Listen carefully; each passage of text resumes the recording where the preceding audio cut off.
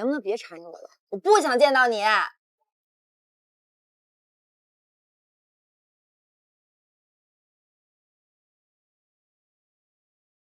闪开！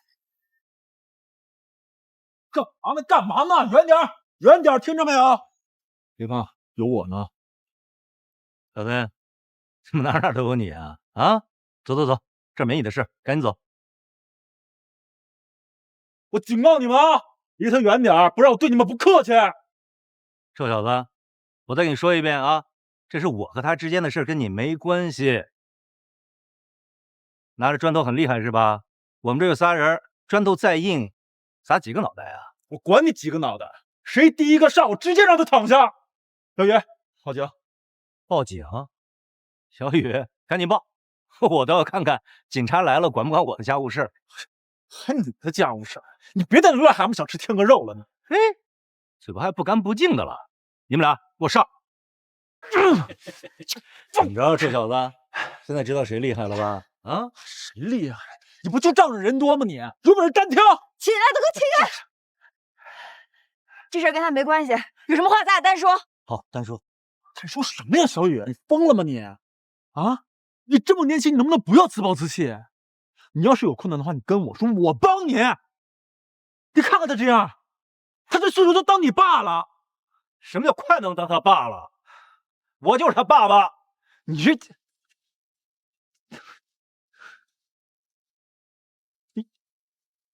你是说，王若雨的妈妈是因为她爸爸才去世的？可以这么说吧。若雨那个时候也就只有5岁，听说刚结婚那会儿，他爸对他妈可好了，周围人可羡慕他妈妈了。可是好景不长，结婚以后没多久啊，他爸就像变了个人似的。每天晚上，他爸都喝得酩酊大醉才回来，而且还耍酒疯。每天回着拉伤着脸干什么啊？我挣那么多钱给你有什么不满吗？拉伤着脸，天天拉伤着个脸。哎，他妈妈本来身子骨就弱，每天要上班，还要照顾若雨，还要照顾他爸，时间一长，身体自然就吃不消了。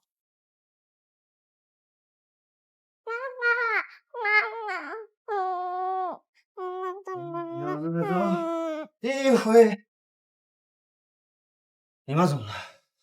哎，你妈怎么了？后来发现他妈妈的时候已经太晚了，医生赶到的时候，人就已经不行了。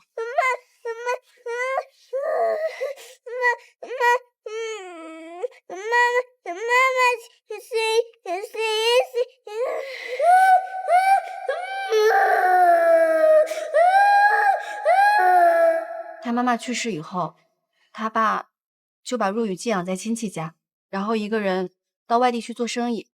这一走啊，就是10多年，期间对若雨也是不管不顾的。若雨自那以后，再没管过他叫爸爸。好危险的啊！若雨乖，若雨不哭爸爸会好吗？回来的。嗯。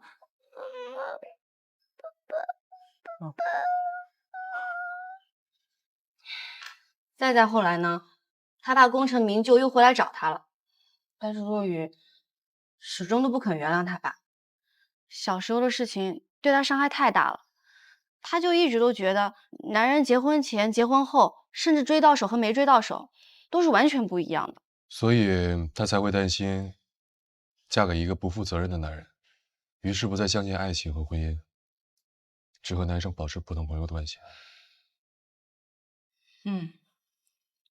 其实我都已经劝过他好多回了，但是他始终坚信，只要他再前进一步，就一定会受到伤害。他那层看似坚毅的外壳，都是因为小时候寄人篱下，为了保护自己硬伪装出来的。这样，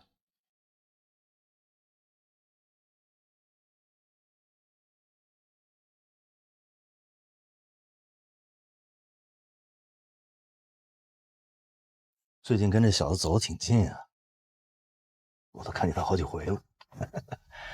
人不错，就是笨点儿。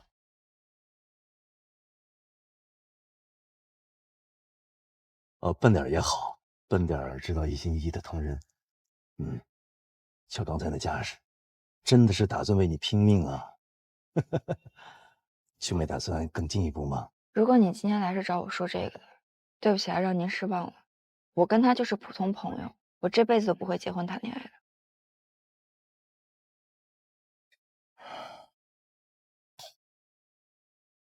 我知道你恨我，不愿意认我，我都没意见啊。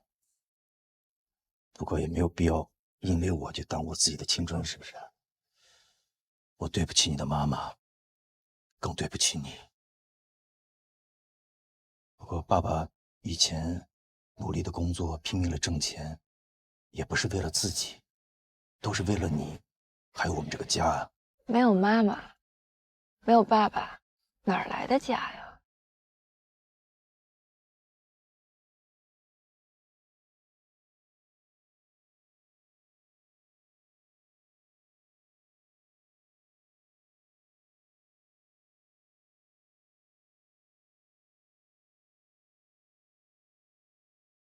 爸爸就剩你这么一个女儿了，可不可以给爸爸一个机会，让我为你做一些补偿？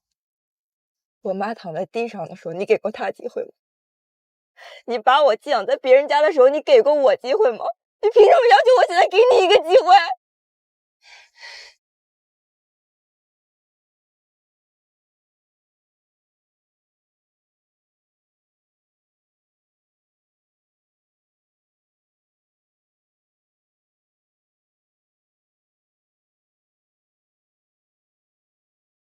都是爸爸不好。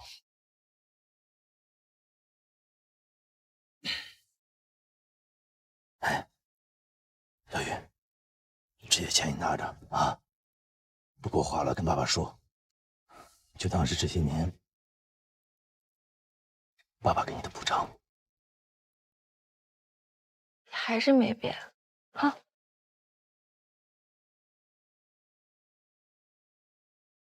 小雨，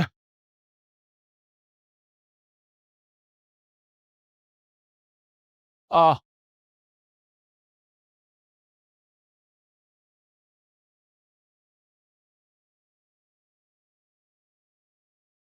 对不起啊，我之前还以为你被人家……我警告你，如果你要敢把今天的事说出去，我就揍死我，使劲揍我！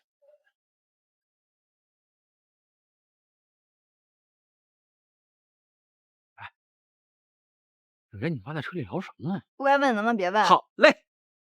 哎，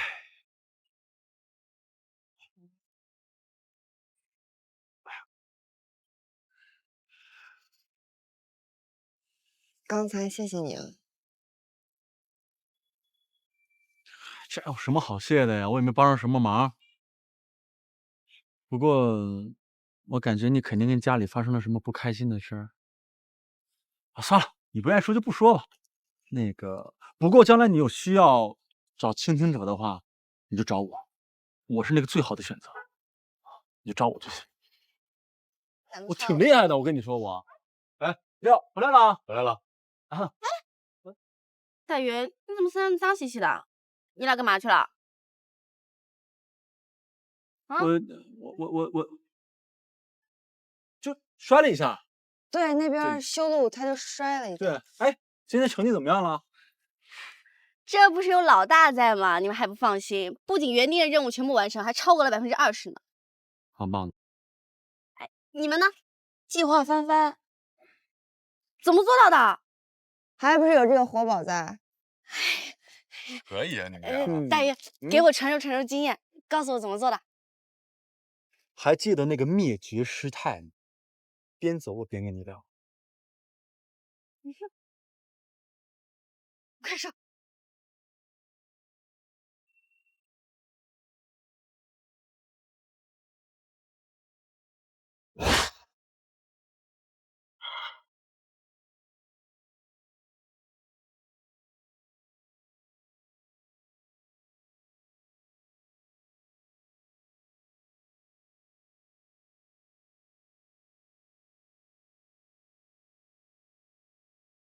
没有送资费随时给我们打电话。然后家里有什么房子的话，你可以随时挂在上面，比这中介省钱多了。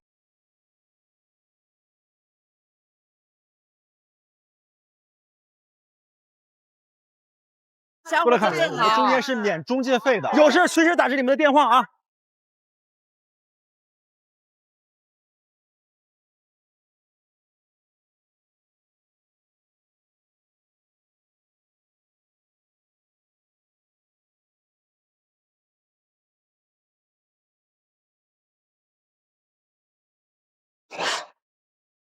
凭什么？凭什么你们都是什么电脑大神、小帅哥、写字楼之花啊？到我这儿就得大妈之友，凭什么呀？谁写的？谁写的？我写的。别擦，来，给我编的好看点啊！漂亮点的。是谁让你搞定大妈最多呢？对不对？所以说你现在是大妈心中的良师益友，多少大妈见你高兴的不得了，好多大爷都嫉妒你。我揭发啊，杨新伟利用职务之便，让大爷给他介绍对象。没。哎，行了，说个正事儿吧。这1个月的结果怎么样？周岩，上书记。哦，这个月咱们的注册量呢，比上个月增加了979%，相当于翻了近10倍。其中房东增加了273人，新增房源信息285条，房客1201人，达成协议133份。总的来说呢，发展势头良好，网站运营基本平稳，目前尚未接到有效投诉。大家都听到了啊，通过我们大家共同的努力，网站初见成果，但是还会面临一些问题。老大，你来说吧。好，我们面临最主要的问题就是房源太少，房源太少呢，就会导致租客也少，租客一少，房源又会少。这样会形成一个恶性循环。其次呢，就是用户的使用习惯还没有培养成，大多数用户上去就是为了租房，用完就走，所以没形成很强的粘性。从它的数据中就可以看出。总体来说呢，我们的主要问题就是用户量太少，并且没有有效的互动。而且据我分析啊，这种情况可能还会再持续一段时间。那这样看来，咱们的速度还是不够快。如果接着这样下去，咱们的用户流失量很快就会高于新用户注册量。但是我们已经很努力了，对不对，主演？不能再这样继续下去了，咱们得想个办法。我们再好好想一想。这条吧。哎妈，啊，哎，你看这条吧，男性用户量和女性用户量。哎，我看这个数据，的确是我现在妈才的。哎妈，臭小子，1个星期都不给家里来个电话。现在翅膀硬了，就可以不理爸妈了？妈，我这不最近忙着呢吗？少找借口！我就不信，连个打电话的时间都没有。说吧，那事到底怎么办？啊，什么事儿啊？当然是让你去相亲的事儿啊！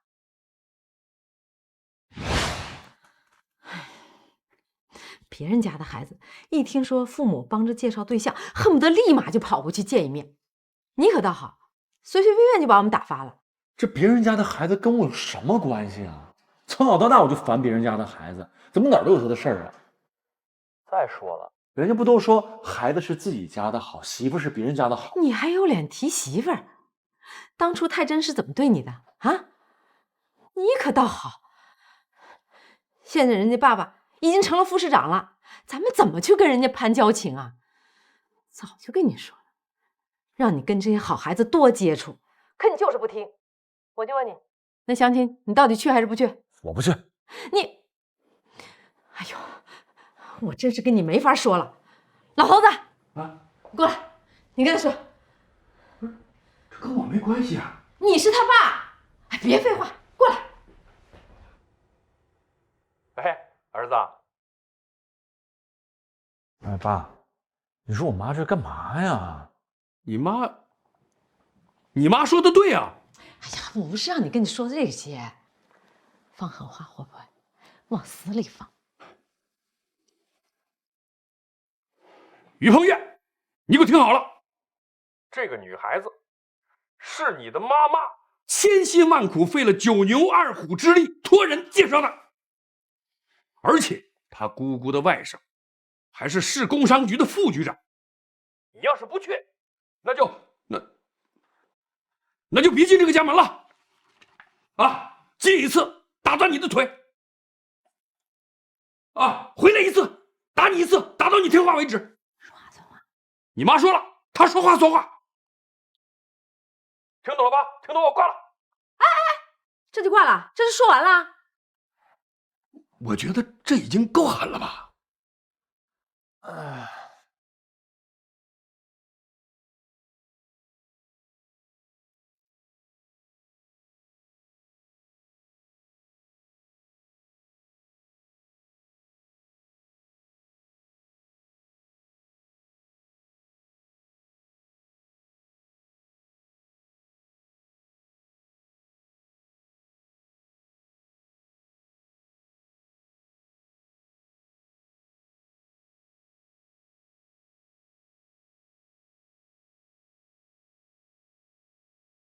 于凤月，站！鬼鬼祟祟盯了你半天了啊！这小西裤、小皮鞋啊，小手表戴的啊，你干什么去呀？啊，还喷香水儿？干嘛去啊？相亲去啊？嘘，真相亲去啊？闭嘴！给我100块钱，我当没看见你。周岩，大哥，快点下来！大宇相亲去，快点过来看看！快点过来看看，放开我，相亲去！相亲啊！大宇，什么样的姑娘啊？真的相亲啊！他要相亲去啊！大宇是真的。大宇，给大家说说啊，什么样的姑娘？什么样的姑娘？我这还没见着呢。整的你还挺不乐意似的。你要不愿意去，我帮你去啊，我帮你鉴定鉴定你。但是这个吃喝玩乐的钱你得给我报销了，回来我肯定给你出一个3000字的报告，无论从外貌、性格、谈吐、气质啊，是否有狐臭、脚臭、遗传病，我通通给你调查一底儿掉，然后满意了你再去，你看怎么样？闲的你真是这么八卦，有这功夫好好琢磨下咱们项目，真是。大宇，加油，加油啊！哎，老规矩啊，咱开个柱啊！周岩，从你开始，压哪边？一波拉条，大鱼肯定可以。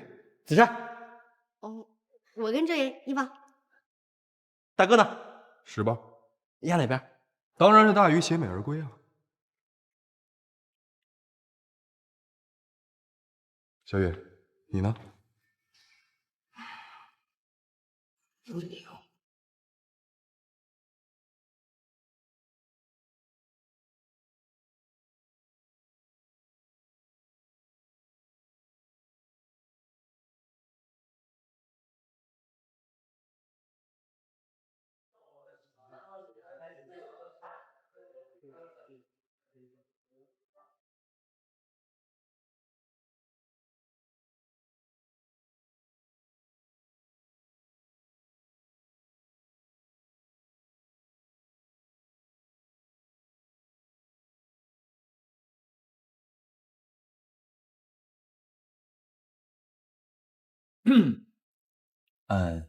你好，请问是庄文静小姐吗？哦，于鹏月是吧？啊，是我。啊，请坐。不好意思啊，久等了。没关系。你好，请问2位喝点什么？来，女士优先。那我要一杯白开水就行。啊，不用客气，我买单。那我要一个现磨的蓝参咖啡，一个四季果盘，一个干果拼盘，一个黑森林蛋糕，再加一个华夫饼。哦，对，要巧克力味的。啊，不好意思啊，有点失态了。没事。那先生要点什么？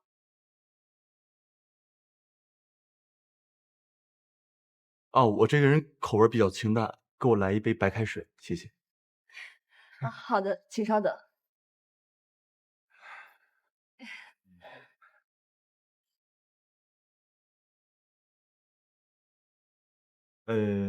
今天天气不错啊。今天天气还行吧，就是雾霾有点严重，特别伤皮肤。没有，我觉得你皮肤挺好的。是吗？你也看出来了？那你看看。你知道为什么吗？不知道。那是因为我用了一种产品，叫雷萨克斯的美容产品，它是专门针对这种雾霾天气，可以抵御外在的污染对皮肤的侵害，尤其是东亚地区。这个物质里含有一种叫吹牛贝利体的矿物质，特别适合亚洲人的肤质啊。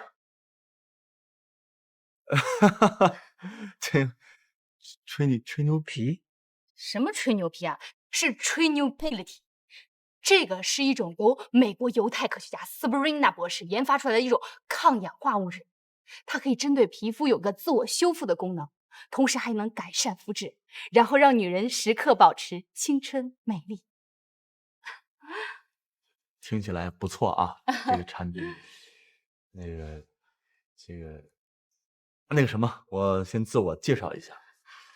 不用，人家都跟我说过了，于鹏跃嘛，人如其名，出身草根，背景平凡，北漂一族，没房没车，做一点小生意，没什么存款。哎，像你这样的男人，确实不适合找到好的女。我哪样的男生？庄小姐，我好像看起来没那么差吧？啊，那是你自己认为。我跟你讲，现在的女生都特别现实，她们一见面上来就会问你的房子多大面积啊，车是不是 BBA 呀？BBA？ 这你都不知道？奔驰、宝马、奥迪呀。如果遇到那种委婉点的，就会问你们家车库多少钱啊？停车费多少钱一个月呀？你看，一下就暴露了。没房没车的人怎么可能去关注停车库和停车费的事情？今天你就是遇到我了，换作是其他女生的话，早就找借口说自己有事情开溜了。我得谢谢你啊，打扰一下。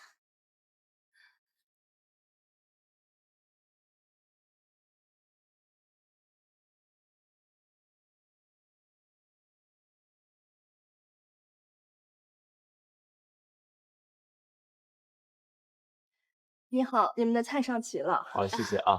谢谢，请慢用。哎，吃，别客气，别客气。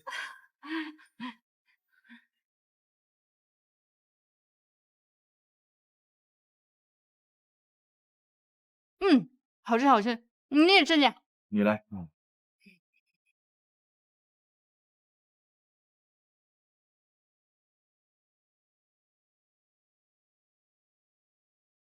我尝一口怎么了？哎呀，你这个大鱼怎么还不来呀？我们等他这么久了。别着急呀，这陌生男女第一次见面，要是瞧对眼了，那且得聊一阵了。哦，那这么说的话，大鱼这次可能会成哦。不知道，一会儿问问他。你就不关心你未来男朋友的经济条件？也不是不关心，是我有信心能够帮他扭转过来。你知道吗？每一个遇到我的人，他的人生都发生了巨大的变化。贫穷的变得富贵，自卑的变得自信，含蓄的变得张扬，郁郁的变得开朗。你是搞传教的还是搞投资的？我先声明啊，我这个人可从不入什么邪教。什么邪教呀？这是一个人生非常为之努力奋斗的事业。你听说过美国利安吗？我们就是要打造中国的利安，把我们的产品雷萨克斯推向全世界。真好。不过咱俩是不是来相亲的？对，你是来相亲的。不过你想想，你一个一无所有的青年，你靠那点收入能获得女生青睐吗？啊，能配得上我吗？不过不要紧，我会给每一个我所欣赏的人一个机会，一个翻天覆地、推翻旧我、绝处重生的机会。机会我已经给你了啊，能不能把握就看你的悟性了。抽烟吗？不抽。喝酒吗？偶尔喝。打牌吗？带刺激的那种？不打。那你家有电脑吗？有。这就得了。你与其花钱买电脑，把时间浪费在上网上，你不如把这笔钱拿出来做一份事业，给自己一个新生的机会。只要2999就可以买套我们雷萨克斯的这个产品的套盒，然后就可以加入我们的大家庭，共同创造我们自己的事业。今天我把产品都给你带来了。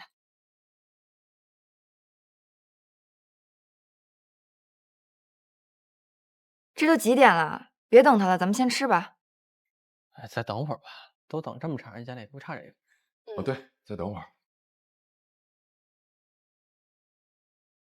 这个是720度保湿深层磨砂洁面乳，这款就是我跟你说的那个富含吹牛佩利体这几款。哎，你有没有听我在说啊？哎，你有没有在听啊？有听，太神奇了，太神奇了！这个套盒原价3999，今天2999，看在介绍人的份上，你就拿走。你说，你的人生遇到我，是不是一次重大的转折？转了。哎，庄小姐，你说我买这么一套的话，他们给你多少钱提成啊？什么提成啊，多难听啊！那叫事业推广费。我看咱俩也挺有缘分的哈，我就给你多念叨几句。每卖出一个套盒，你就发展了一个客户。你每发展3个客户，你的级别就会向上升1级。你的客户如果再向下发展3个客户，你的级别又会向上升1级。然后每一个级别他拿的事业推广费都不一样，最低呢是6%，最高18%呢。哎呦，这么多呀！啊，那看您这架势，怎么着不也得是个皇冠经理？哟，懂行啊！不过我现在就是翡翠经理，不过没有关系，只要你的加入，我就有希望在不久的将来成为钻石经理中的一员。怎么样？现金还是刷卡啊？哎，支付宝也可以的。然后我这不太支持。行了，庄小姐，如果咱们俩是来相亲的，就别提什么雷萨克斯、吹牛贝利特之类的。如果你是拉人头搞下线的，那我奉劝你，咱俩还是别聊了，我还有事呢，跟我哥们吃饭啊，咱们俩改天再说。哎，是我没发现啊，我本来觉得你这人还不错，挺符合我的眼缘的啊。这深入一了解，才发现你竟然是这样的一种人，思想固化迂腐，不肯接受新鲜事物，也没有理财技巧和商业头脑，更没有做出一番大事业的壮志雄心。你这样的人就不配拥有我这样的女朋友，注定做一辈子的 loser。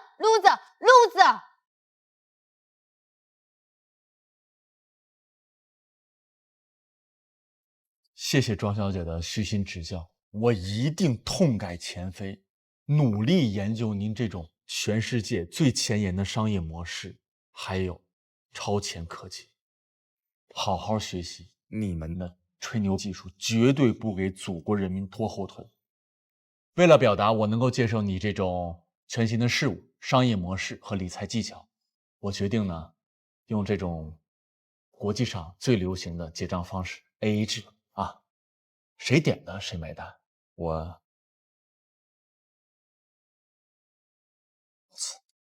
哎，不是，你说你请客的呀？你这么多贵呀？来，我给你们讲个段子啊！要说这相亲啊，还真不一定是2个陌生男女。就拿我来说吧，我第一次相亲是我爸带着我去的，当时那场面那叫一个尴尬。你们猜我这相亲对象是谁？谁啊？是我小学的一个女同学啊。杨子，你小学你就早恋，那忒早了吧你？我早熟不行啊。当时那场面那叫一个尴尬呀！这女孩带着她爸去的，我这一眼就认出她爸来了。哎呦，当时啊，我也不好意思说话呀。他爸跟我说话我就说话，他给我夹菜我就吃，他冲我笑我就嘿嘿嘿的笑。他爸当时就觉得，这小伙子不错，稳重啊，不爱说话。我当时心想了，叔啊，不是当初你拿着条子疙瘩追着我满操场跑的时候了，还信誓旦旦的说啊，就算全天下的男人都灭绝了，我也不会让我女儿跟你谈恋爱的。现在怎么着？乖乖的把女儿给我送回来了。乖乖的把谁送回来了？哟，大鱼，你可回来了啊！快说说怎么样了？快跟我说说啊！长得漂亮，我们大姐。哎，我大姐，快说说。怎么样？快说呀！哪有那么多高分美女啊？哎，你们照着镜看看你这八卦这样啊，让你们失望了，崩了。怎么会谈崩了呢？我跟你说啊，那女的就是一个被传销洗脑的偏执女青年，非逼着我买什么价值2999的叫什么蕴含了吹牛佩雷特的什么元素的护肤套餐。哎，你知道那东西吗？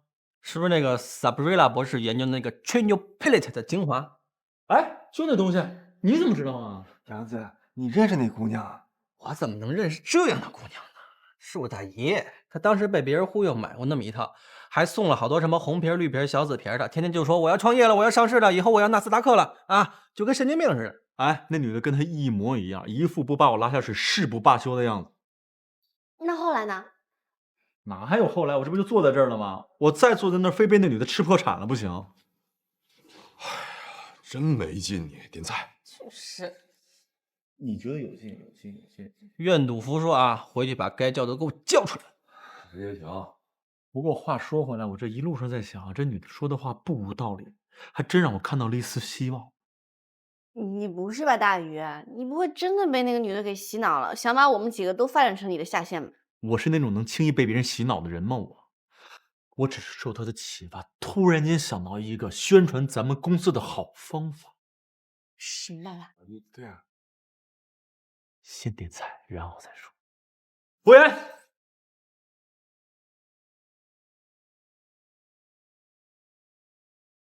通常来讲，所有的传销模式不过只是庞氏骗局的变种，靠拉人头来赚钱。拉的人头越多，理论上挣的钱也就越多。但是人头数量终究有限，资金链早晚会有一天撑不住而断掉，而上面的人则会拿钱跑掉，下面的人则会全盘结束。比如某臭名昭著的阳光工程，如果按照他们的算法，第21个月全球70亿人将会成为千万富翁，可能吗？再拉人的话，只能是外星人。这我们都知道，所以你从这个中得到什么启发了吗？我打算做一个逆向推广活动。怎么逆向？反其道而行之。这么说吧，咱们组织一个活动，每拉一个人注册北漂房客网，那么这个拉人者就会成为新注册用户的上限。我准备抽取20位幸运儿，比如第1万、2万、3万，第20万个有效注册用户，每个人将会获得5000元的奖金，而这个人的上限则会获得2500元的奖金，上线的上限则会获得1250元的奖金，以此类推，越早注册，拉的人头数量越多，那么中奖率也就越大。那得花多少钱啊？根据数学公式计算，总奖金额应该无限趋近于20万。如果真能得到20万的新注册用户的话，那这20万的推广可太值了。行啊，大鱼，参加个相亲你都能想出方案来，这要是让你参加个非诚勿扰，你不得把现场变成赢在中国呀？你们觉得行吗？我举双手赞成，挺不错的。既然大家都觉得没问题的话，那咱们赶紧行动起来，趁热打铁，来他个遍地开花！推房上北漂，北漂幸运注册者将获得现金5000元奖金。哎，你们赶紧注册，赶紧发展下线呀，能中奖呢！哎，老姐妹们，别跳了，别跳了！我也好消息告诉你们，北漂房客网啊，现在正在搞活动呢。哇，注册这个网站幸运者将获得现金5000元奖金，推荐人可以获得2500块钱奖金。北漂房客网，你看，我都中奖了，赶紧发展下线！哇，你上次想买的皮肤不就可以买了吗？那肯定的呀！记住啊。北漂房客网，告诉你们的亲朋好友，然后让那亲朋好友呢，再发给他们7大姑8大姨的，说不定谁呀就在里边中大奖呢。谢谢。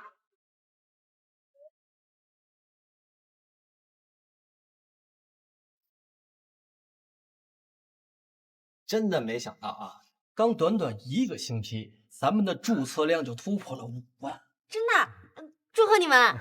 但也别高兴太早啊。只是一开始新鲜刺激，我们还得看后期以及未来的用户粘度。老大说的没错，现在的数字并不代表什么，而且有相当一部分人并不是我们的目标用户，而是冲着钱去的。其实很多事情开始发展的时候速度是挺快的，可是干着干着就变慢了，那个时候才是真正考验我们真正实力的时候。哎，我说大鱼，最近你怎么老跟老大一个鼻孔眼出气啊？也没见你们俩吵架，真是有点奇怪了哈。有什么好奇怪的？我们这叫殊途同归。虽然我们思考问题的方式与我们解决问题的方式不同，但是我们的目的是相同的，所以我们不会吵架。点个双击，么么哒。哎，大宇，那咱们接下来干嘛呀？接下来，我觉得是时候应该接触一些广告商和合作商了。而且你想，我们从酝酿到执行是有一段过程的，越早一天接触，越早一天缓解我们的经济压力。我们之前的投入已经不少了，再加上我们这次的投入的资金，剩下的钱已经非常打紧了。我不同意你的看法，我觉得这个阶段接触商家还为时尚早。第一，我们的用户量比较少，难以接触到优质的商家；第二，我们的人力比较少，如果分散了精力，很有可能会影响我们的推广工作；第三，我们用户的粘度比较低，如果这个时候接入广告，很有可能会产生反感的情绪。所以我觉得，虽然目前来说公司的钱比较吃紧，但我建议这事儿还是再拖一拖。我觉得你多虑了，真的。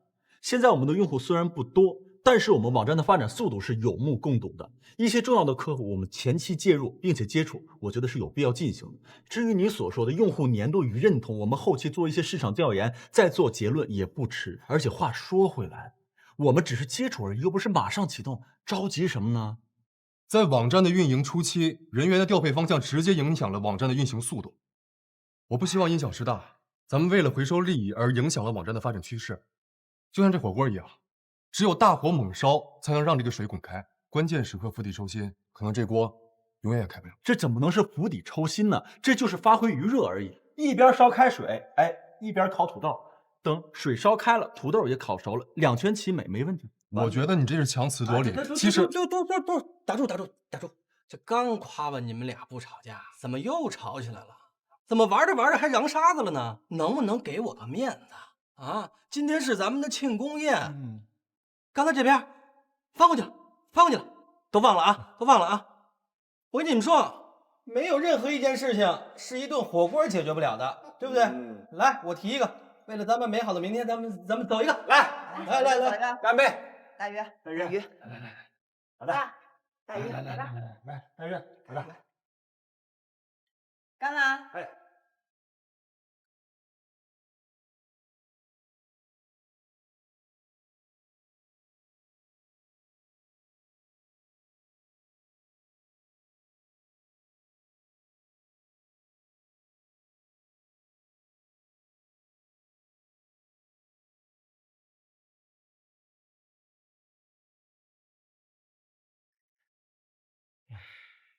干嘛呢？啊，这么晚了不睡？没干嘛，你赶紧睡吧。看什么呢？看什么？骗鬼呢你！我上网了。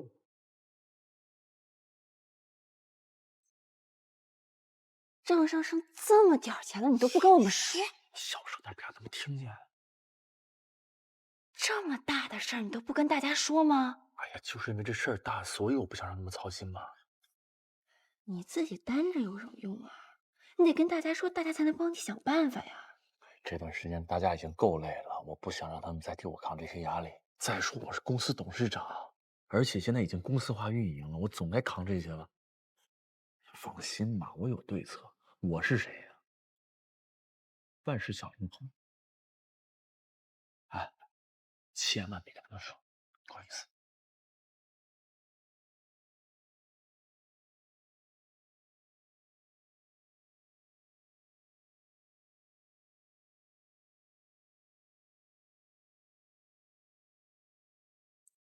这些钱是我这2年自己攒下来的，你先拿去用吧。不行，这钱我不能要，我……哎呀，好的，都什么时候了还推来推去的？等以后公司有钱了再还给我就是了。放心吧，我也会帮你再想想办法的。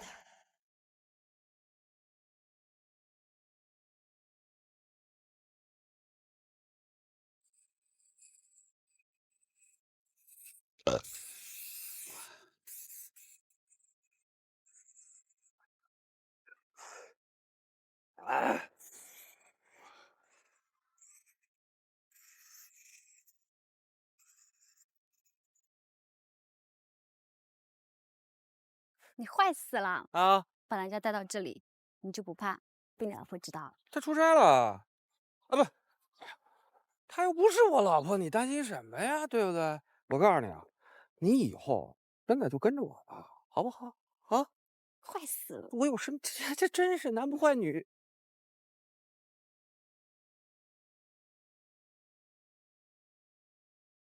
啊！这他妈谁干的？谁干的？谁他妈干的？谁？你爸爸我干的！叶志雄，你过来！我现在这个样子都是你害的！我今天跟你拼了！我过来！真烦！干！别人看到了。小梅，你还以为你是个公子呢？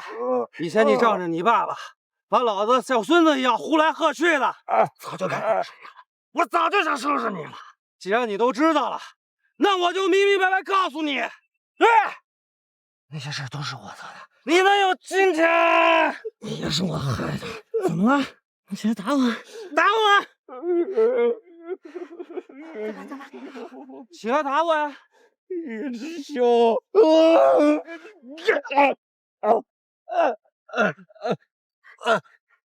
还想爬起来？你做梦吧！我告诉你，考试集团没了，你爹死了！考试集团没了，你爹死了！你就是个草包，下次再不长眼，我就废了你！今天这顿打，就当是赔我修车钱。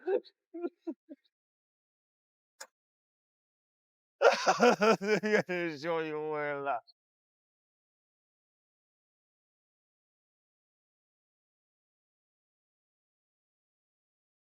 早知现在何必当初啊！啊！哎呀，真是风水轮流转啊！没想到你高培富也有今天。叶知秋那种小人你都相信，你这叫什么？害人终害己，知道吗？石鹏月，你别得意，我现在走背运，但我告诉你，瘦死骆驼比马大。行了吧你，别在这嘴硬了啊！你不撒泡尿照照你自己，都什么德行了？咱俩谁是骆驼谁是马呀？我嘴硬。你们公司什么样？你以为我不知道啊？没有钱，早晚都得死。我看你就是头驴，你再有钱也是一个蒙面拉磨不知东南西北的臭驴。瞧你的德行，要不是你爸，你不知道都死多少回了你。怎么生出你这么个东西，我都替你害臊。于鹏月，你说我行，你不能说我爸。你有什么权利说我爸？你们都说我爸，我爸怎么了？我爸是我最亲的人了，我爸走了，我都没爸了，你们还说他做错事？行了行了，差不多得了啊！大老爷们在地上哭什么哭？你赶紧起来！你怎么别假惺惺的你？我跟你说，你跟他们叶知秋没什么区别，都是落井下石、过河拆桥的小人。嘿，高培富，你把话给我说清楚了啊！谁落井下石啊？谁是小人啊？不是吗？啊，你就说上大学的时候，我仗势欺人，对我是坏人。你呢？那些缺德事你干少了。我椅子上的臭豆腐是你抹的啊？我洗发水你给我换成胶水了，是不是你干的？大半夜的，你把我那车，我那4个轮胎给我换了4个9个圈，是不是你干的？是我干的，我干的，我承认还不行吗？但是我这人敢做敢当，但我请你不要把我跟叶知秋相提并论，对不对？我可不会干出那些落井下石、过河拆桥的事儿。你少给我提叶知秋，我跟他不共戴天。还有那个陈护生，那个老狐狸。哎，说说，把你怎么了？跟你说得着吗我？嘿，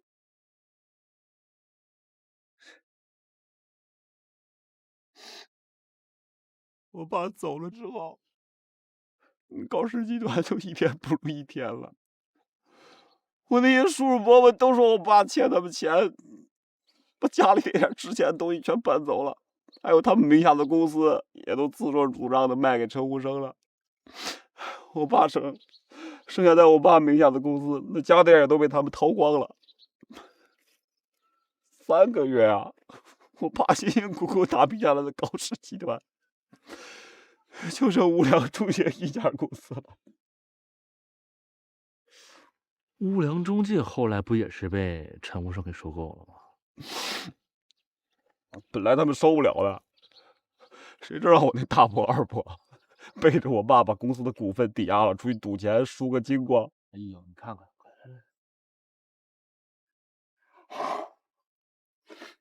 公司刚有点好转，这要债的人就来了，天天堵着门问我要钱。我哪有钱呢？那公司哪还有钱啊？我就把股份抵给人家了。后来我才知道，都是陈虎生提前就计划好的。我爸把他当那么好的朋友，你说，啊？他还假模假式的说留了个犄角旮旯的门店给我，说那是我爸的遗愿。后来我就拼死拼活干呐，我想我得把高氏集团最后这点希望我得保住啊，我很努力的，我天天起早贪黑的，我激励员工，谁知道业绩不往上走啊，别说盈利了，我连房租都交不起了，就把店关了。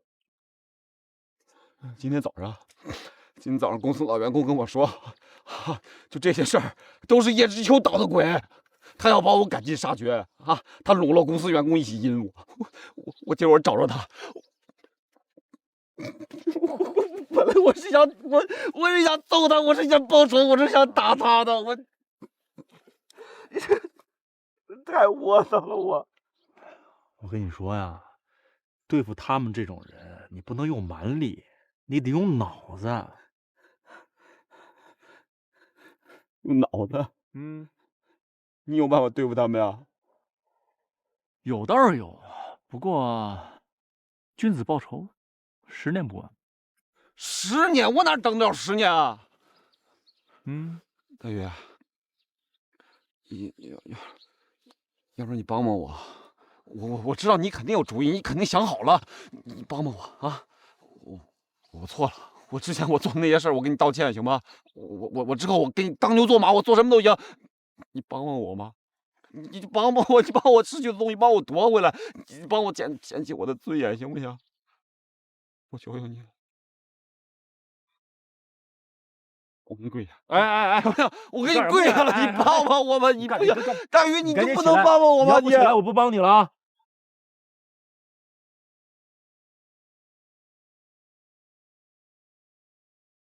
你说你高培富，我真的，你自己照照镜看看你自己。就算咱俩的恩怨一笔勾销了，不过我现在也是泥菩萨过河，自身难保。公司现在穷的连工资都发不出来了，我怎么帮你啊？你能帮，你肯定能帮。这样，我还有点钱，我都给你。只要你帮我，只要你答应我，我都给你，行吗？不是大宇，你是不是发烧了啊？你怎么开始说胡话了？我现在清醒的很啊。所以你真打算让高培富来咱们公司是吗？他高培富是谁？他是咱们的仇人，他之前怎么对咱们，你不是不知道吧？我跟你说，趁着他现在没有生计，不痛打落水狗，算对得起他的了。杨子说的对，你可怜他，作为同学想帮他一把没什么问题，但是不能因为可怜他就让他加入我们公司，成为我们中的一员吧。再说高培富能帮上什么忙啊？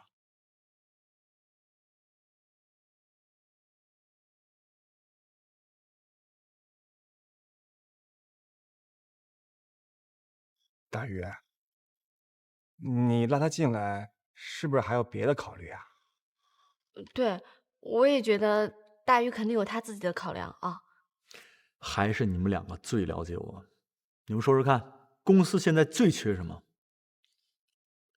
最缺的是知名度，没有知名度就没有流量，没有流量就没有一切。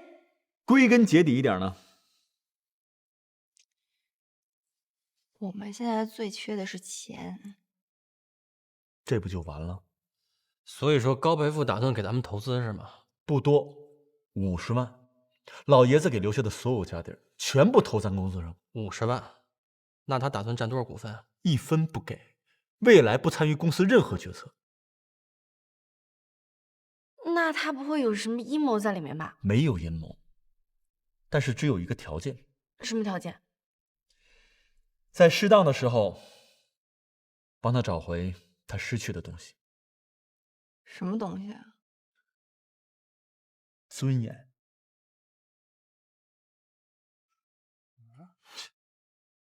这算哪门子条件啊？要我说呀，咱们就干脆把这钱收了，反正最后决定权在咱们这儿。哎，那也不行，他这条件太宽泛、太模糊了，将来一旦发生纠纷的话，会让公司陷入非常被动的局面。模糊的话我们可以细化，现在我们都快揭不开锅了，还想将来？那也不能急功近利、饮鸩止渴。老大，我急功近利，我饮鸩止渴。公司现在账面上有多少钱，你也不是不知道。咱们吵了那么多回家，不都是因为资金问题吗？这不行，那不行，那行，你想个办法，你来解决。实在不行的话，其实我们可以考虑。你别吵了，别吵了。我觉得于鹏月说的有点道理，当然了，你的担心也有道理。要不这样吧，我先起草一份投资协议，在确保咱们公司利益的前提下，明确双方的权利跟义务。至于那个条件，我就先不写进去。但如果高培富看了还是愿意签这个协议，那我觉得咱们没有什么必要值得担心的，对吧？腾飞，你觉得呢？我觉得挺好。老大呢？老大觉得怎么样？老大要是不说话的话，我就当你同意了。老大同意，这事就这么定了。反正高培富呢，说实话也是咱同学一场啊，没那么大深仇大恨，人家也道歉了。大人不计小人过啊！再说了，我叫高培富过来也不是图他那50万，我是看他身上确实有特长。他除了吃喝玩乐还能有什么特长？哎，谁说吃喝玩乐他就不是特长了？炸薯条的土豆应该用下波地，肉质细嫩没膻味，上好的宁夏滩羊。你们这根本不是原青牛排啊，有芝麻的浓香。来，自己看看这纹路，横七竖八的，什么都有。这分明就是几块肉饼拼在一块儿，用鸡丝代替了里脊丝，降低了成本，口感也不错。还有这红酒我就不想说了，西班牙拉曼恰产区的地摊货，顶多10欧一瓶，你们愣当是法国 AOC 产品呗？还有良心吗？这家店啊，最多2分，这家店7分，这家店9分。真是绝了！我之前不明白大鱼为什么要把高培富招进公司，我现在算是明白了。在吃喝玩乐方面，他就是个天才。我算是个吃货了吧？跟他一比，我就是一小儿科。现在知道什么叫天生我材必有用了吧？知道了。同志们，咱们的人形饕餮高衙内的栏目一出，每一期的播放量与好评率节节攀升。现在有不少的商家已经愿意出钱请我们去试吃了。之前虽然投了点钱，但是我估计很快我们就能回本，并且有盈余。自从高培富加盟了美食板块，咱们的用户日活度比之前高了将近3倍。尤其是讲四川火锅那期，关注度首次超过了租房板块。知道为什么吗？这说明我们的用户粘度在增加。跟你说啊，像高培富这样的意见领袖，一定要再多加几个，互动内容也要丰富起来。哎，老大，你有什么想法？啊，既然你都想好了，那我做执行就好了。哎，我怎么没看见小雨啊？小雨刚才给我打电话说去见山石科技的罗总，谈什么广告投放的事。谁跟他一起去的？他自己啊，一个人。什么？王小姐，快来请，快请，快请，进来，来坐这，坐这，快请坐，快请坐。哎呀，王小姐，说你怎么一个人来的呢？我们李总正在路上，他就是有点事情耽误了，让我先过来，应该很快就到了。啊，是这样。哎，喝点水不？不用了。罗总，这是上次按照您的意见修改的方案，您看一眼。啊，你们公司这文案呢，其实我看了，写的倒还可以，但是呢，我还是觉得有一些小遗憾。您说。你看啊，你们北漂房客网跟其他网站比较起来，也没多大区别，啊？怎么会没有区别呢？这个方案上专门列出了我们网站用户的特征，在我们北漂房客网上投放广告，绝对比你在其他网站上投放更能直面目标消费者。可是你们公司这个网站呢，局限太小，气魄不够，没有气吞全国的气势。再说了，我们公司的产品是面向全国销售的。罗总，这个您就多虑了。我们北漂房客网靠的就是市场细分。全国的市场它看似很大，但它也有很多陷阱啊。专精一有它一定的局限性，但它也能让我们做到最好最精。就拿您的产品来说，那您肯定希望它能卖到全国呀。可是现在您的这个渠道，它只在一个城市，那像其他城市的人卖呢，他想要买，我也买不到。罗总，那到时候您一定成为我们这个行业的领头羊，可千万不要忘了拉我们这些老朋友一把。哎呦，你呀，王小姐，你呀太聪明了，太会说话了。哪有？行，那这事儿我再考虑考虑。那行，那您就再考虑一下。确实是这样的，做生意嘛，肯定要方方面面都考虑到。那我就不打扰您了，您什么时候考虑好了，给我打个电话就行。别着急走，再坐会儿。那哪好意思啊，您这么忙。再忙也不能冷落大美女啊。这个合同这个事儿啊，我觉得也不是不能签啊，不过不过什么？不过就看王小姐有没有那个诚意了。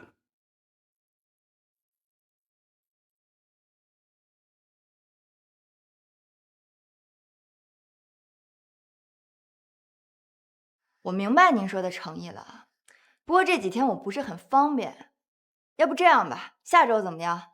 时间地点到时候我发您。哎呦，好啊，你真是太棒了，太聪明了。那行吧，就这样吧，也不打扰您了，咱下周见。好，王小姐，只要你我二人携起手来，一定能传来一段佳话。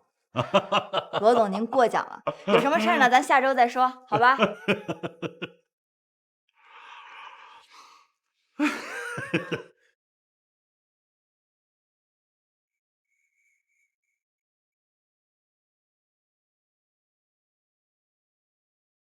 喂，小王啊，我是罗总啊。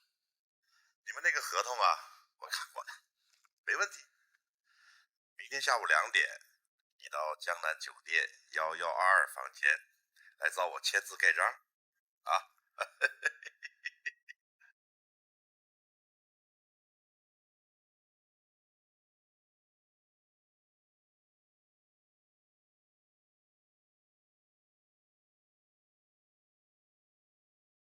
Hello。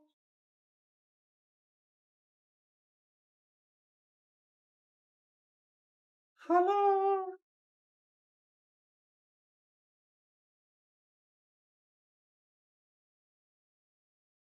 Hello。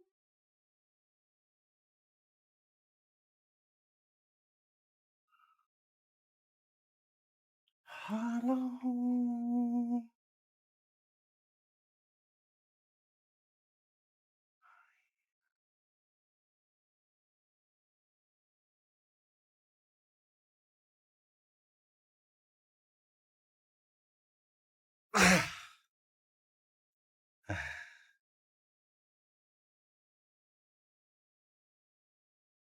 来啦！啊，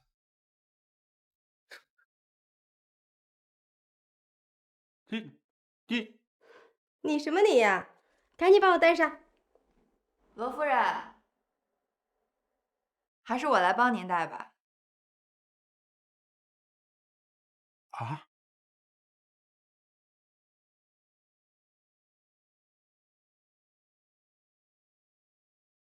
罗夫人，这项链可真配您。算这死老鬼还有点良心，记得给我买生日礼物。王小姐，真的是太谢谢你了啊！罗夫人，您太客气了。您是不知道，罗总为了要给您挑一个满意的礼物，这把身边能问的朋友都问了个遍。结果正好呢，我有一个朋友是做珠宝生意的，这罗总就托我说给您买这条项链，听说还是意大利名家设计的。罗总就说一定得给您一个生日惊喜，是吧，罗总？是惊喜啊，惊喜！这不这些年也没给他买过什么礼物，很长。你看这罗总对您多好呀！我就听说这一个成功男人的背后一定有一个了不起的女人。罗总从当年白手起家到现在，这不用说，背后一定有您的功劳。您就是那个了不起的女人。王小姐，你真的是太会说话了。可惜呀，可惜我都人老珠黄了，也不知道这死老鬼背后还有没有其他女人。没有，就你一个啊。那怎么前几年你不记得我的生日啊？今年突然之间想起来了？是这样的，罗总前几天呢想在我们网站投放一批广告，上定签约日期的时候就觉得，哎，这个日期怎么这么特别？这才想起来今天就是您的生日。如果是在今天签约的话，那这不就是喜上加喜吗？是吧，罗总？是。那赶紧签吧，王小姐，你真的是能干啊，将来一定会干出一番大事业的。多谢罗夫人夸奖，我这以后的工作呢，还得靠我们罗总多多支持才对。哎，客气。这个呢是按照您上次的要求改好的合同，您就在这里签字就好。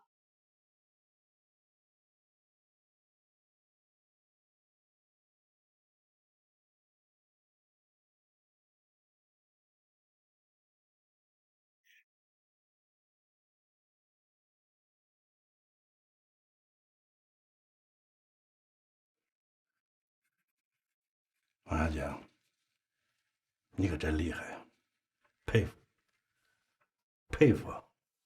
您过奖了，您忘了，这还是您给我的这次机会。那希望我们这次合作愉快。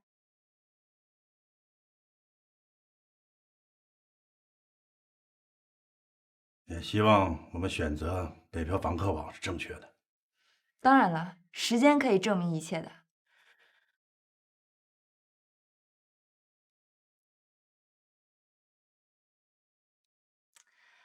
那我就不打扰二位了，我就先走了。好。哎，对了，罗夫人，我专门在餐厅为您订了一桌烛光晚餐，算是我的一点小小的心意。祝您生日快乐！谢谢你啊，王小姐。那就不打扰二位了，咱们下次再见。再见。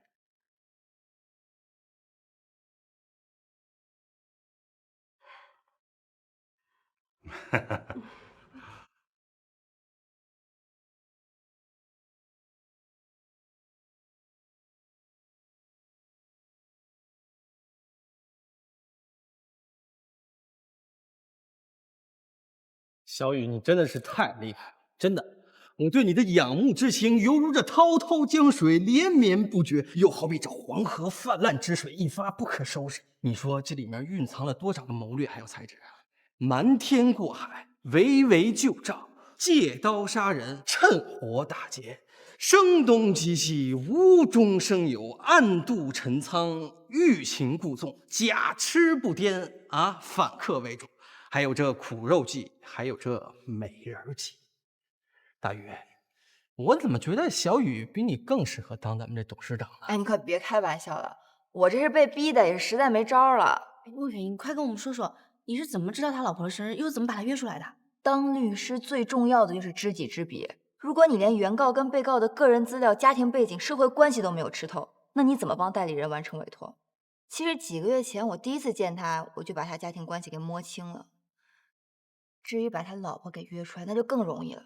我就在他家门口给他老婆打了个电话，我说我是罗总的朋友，罗总现在在忙，托我给您送一份生日礼物，然后再把他带去酒店。他呢就觉得我是为了跟她老公签合同，所以刻意讨好他，完全没有怀疑，跟着我就去了。若雨，我太崇拜你了，太聪明了。对呀，关键是100万啊，这么多钱，若雨，你真是女中豪杰。快别夸我了，没看咱们公司的董事长跟 CEO 一直臭着个脸。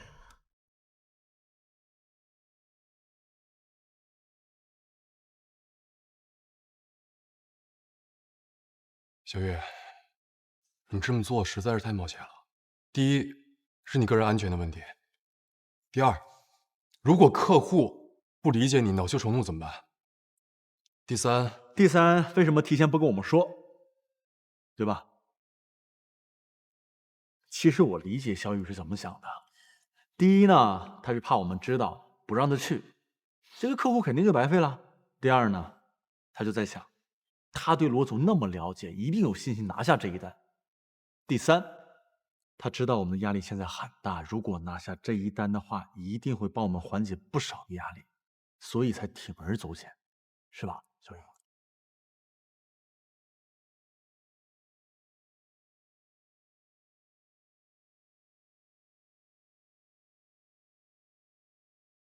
你这就是纵容。你越这么想，越可能会出事儿。她是一个女生，这大半夜的，万一坏人要是下迷药怎么办？万一有其他帮手怎么办？万一他……好了好了，你别说了，你再给人小雨吓着。我承认这事儿我负主要责任，我忽略了公司员工安全的规章制度。在这里，我自己先自罚1个月工资，我扣这儿了，我不拿了，好吧？这样，接下来公司有个规定，不准女员工单独出去谈事情，行不行，老大？就这么定了。哎呀，行了，别愁眉苦脸的，人家小雨好不容易把单子拿过来了，你就不能给人一个笑脸啊？真棒。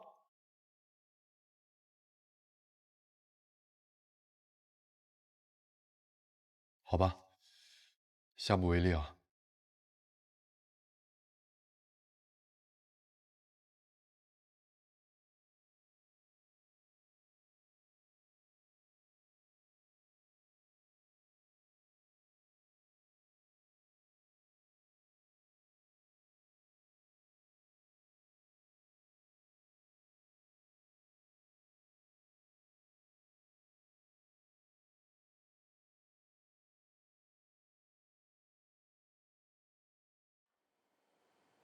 李宏月，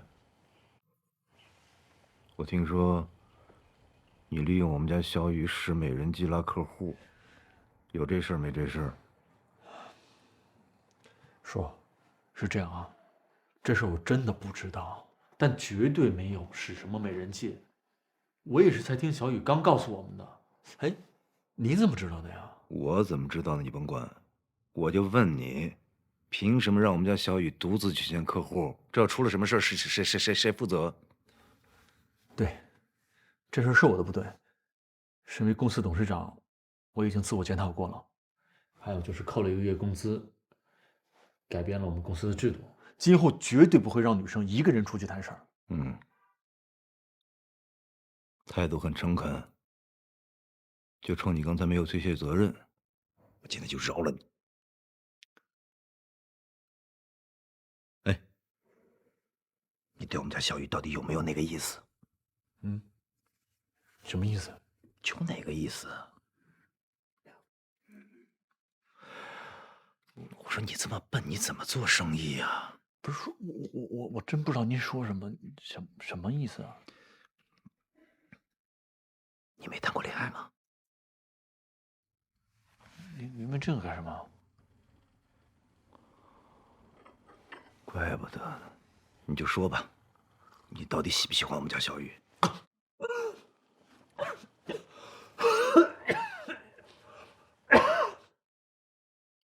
刘家树，我什么我呀？你一个男子汉大丈夫啊，喜欢就是喜欢，不喜欢就是不喜欢，你这么吞吞吐吐、犹犹豫豫的干什么？不是叔，这事儿我就没敢想过。现在开始想，你胆子不是挺大的吗？壮起胆子，现在开始想。你俩都认识这么长时间了，我的姑娘长得又这么好看，你就从来没有对她动过心？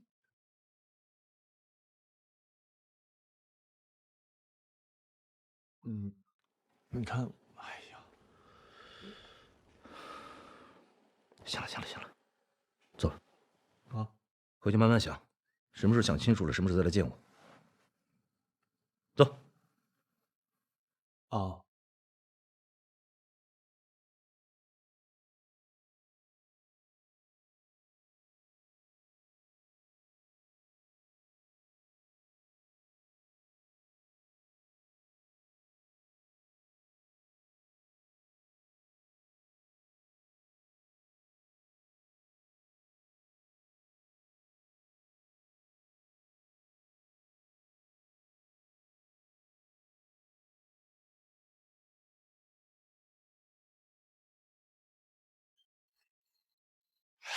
我是高氏集团的实习法律顾问，还有我们2个。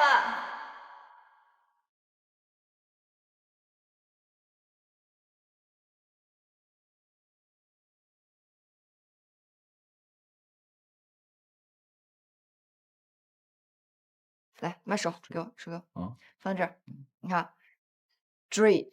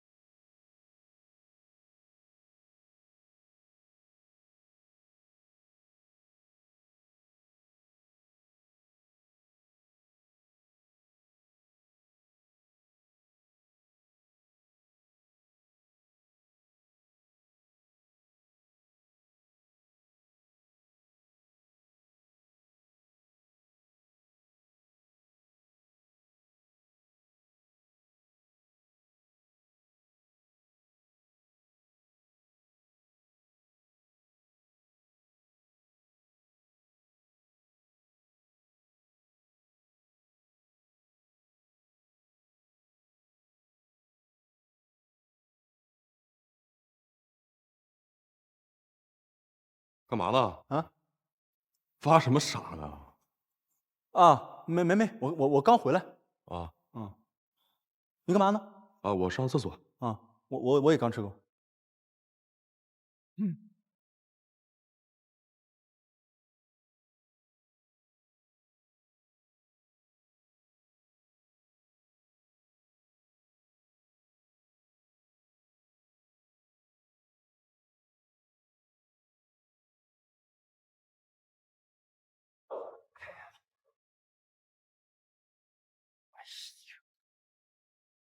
怎么了你？折腾来折腾去的，琢磨啥呢？啊，嗯，你觉得小雨怎么样？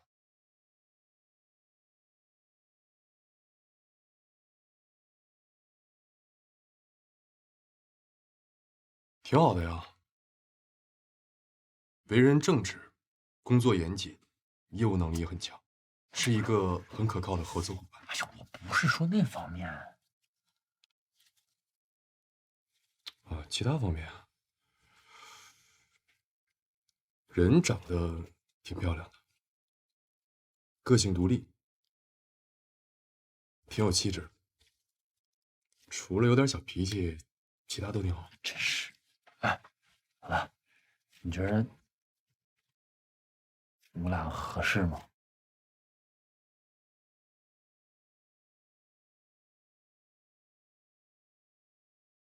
你觉得我要是追小雨，做梦！